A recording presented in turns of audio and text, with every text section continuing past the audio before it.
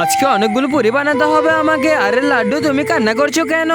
মা, আমি যখন বড় হয়ে যাব তখন আমার অনেক বড় একটি ঘর থাকবে, তখন নকর এসে আপনাকে বলবে, ম্যাম আপনার কি লাগবে, আমি সর্বদা আপনার কাছে প্রস্তুত।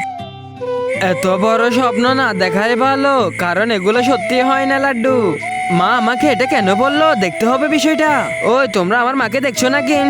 আরে প্রতিদিন তো আমার মা এখানে ঝাড়ু দিতে আসে, আজকে কিন্তু উনি আসেনি। আন্টি, আপনি আমার মাকে একটু কল করে দেখুন না, প্রতিদিন তো উনি আপনার কাছে সন্ধ্যাবেলা এখানে কাজ করতে আসে, কিন্তু আজকে আসেনি। মনে হয় মা মোটু স্যারের কাছে আছে, প্রতিদিন তো এখানে খানা বানাতে যায়।